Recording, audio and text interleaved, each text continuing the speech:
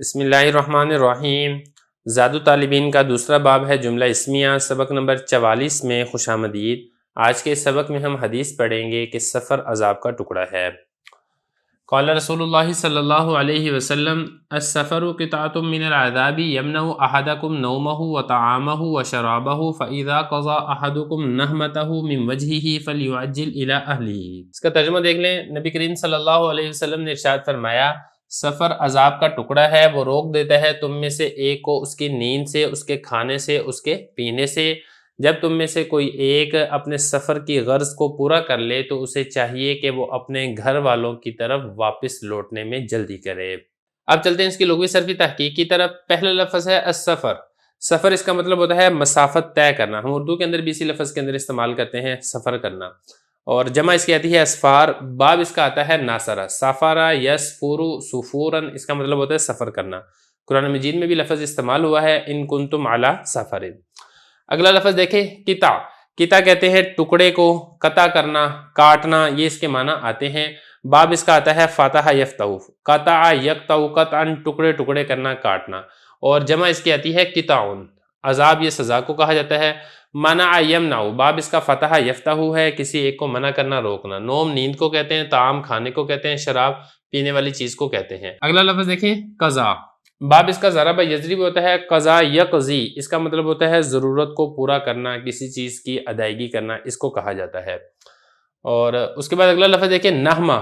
نہمہ کہتے ہیں ضرورت کو، حاجت کو۔ باب اس کا سامی آتا ہے نہیمہ ینہم نہمن و نہامتن، مریض ہونا، اس معنی کے اندر یہ لفظ استعمال ہوتا ہے۔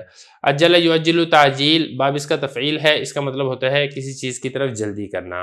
اور وجہ، یہ ایک لفظ رہ گیا تھا، اس کو بھی دیکھ لیں۔ وجہ چہرے کو کہتے ہیں، اس کی جمع آتی ہے وجوہ۔ عبارت ہو چکی ہے، ترجمہ ہو چکا ہے، لغوی صرفی تحقیق ہو چکی ہے۔ اب چلتے ہیں اس کی تشریح کی طرف۔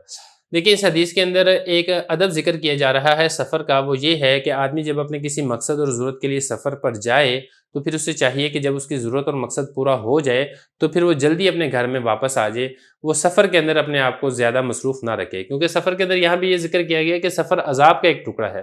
عذاب کا ٹکڑا کیسے کہا گیا ہے؟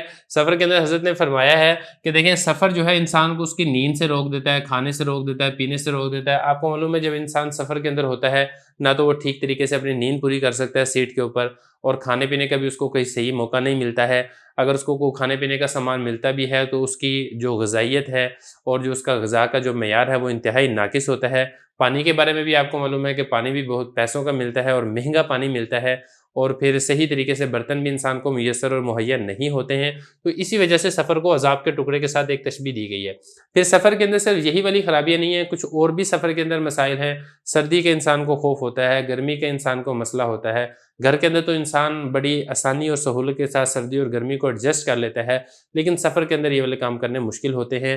اور قضائے حاجت کا انسان کو بڑا مسئلہ پیش آتا ہے، انسان کو واش روم جانا ہوتا ہے لیکن اس کو سہولت میسر نہیں ہوتی۔ تو خلاصہ کلام یہ ہے کہ سفر کے اندر بہت زیادہ مشکلات اور تکلیفوں کا سامنا انسان کو کرنا پڑتا ہے۔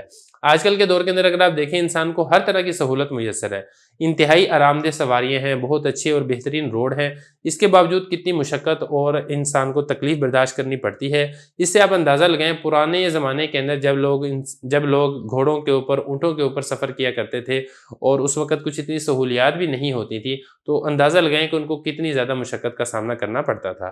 تو بہرحال سفر کے اندر اگر انسان کوئی جائے تو اس میں سفر کے آداب جس طریقے سے باقی بھی آداب ذکر کیے جاتے ہیں، اسی طریقے سے ایک ادب یہاں پر یہ ذکر کیا گیا ہے کہ جب سفر کا مقصد اور ضرورت آپ کی پوری ہو جائے تو پھر آپ گھر واپس لوٹنے میں جلدی کریں اور بغیر ضرورت کے آپ کہیں اور پر قیام نہ کریں۔ اب اس حدیث کی ترکیب دیکھ لیں۔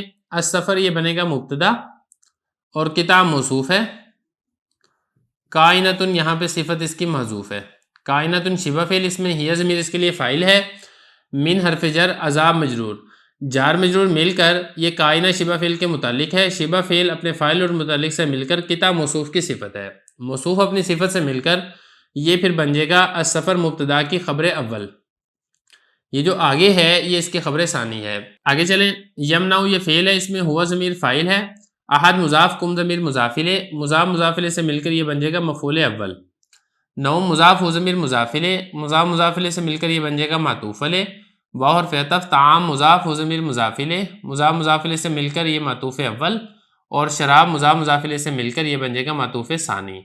تو معطوف علیہ اپنے دونوں معطوفات سے مل کر پھر یہ یمنع کا مفعول ثانی بن جائے گا۔ تو یمنع فعل اپنے فاعل اور دونوں مفعولوں سے مل کر جملہ فعلیہ خبریہ ہو کر پھر یہ بن جائے گا السفر مبتدا کی خبر ثانی۔ تو مبتدا اپنی دونوں خبر سے مل کر جملہ اسمیہ خبریہ ہوگا۔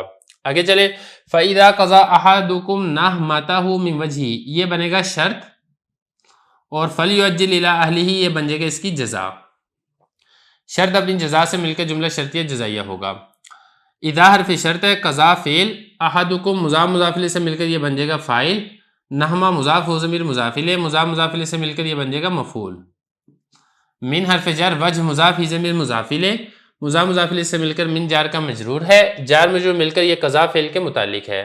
قضا فعل اپنے فاعل مفعول اور متعلق سے مل کر جملہ فعلی خبریہ ہو کر شرط، فا جزائیہ، یعجل یہ بن جائے گا فعل، اس میں ہوا ضمیر بنے گا اس کے لیے فاعل، الی حرف جر، اہل مضاف ہی ضمیر مضاف الیہ، مضاف مضاف الیہ سے مل کر الی جار کا مجرور، جار مجرور مل کر لیعجل فعل کے متعلق ہے، لیعجل فعل اپنے فاعل اور متعلق سے مل کر جملہ فعلی خبریہ ہو کر جزا، شرط اپنی جزا سے مل کر جملہ شرطیہ جزائیہ ہوگا۔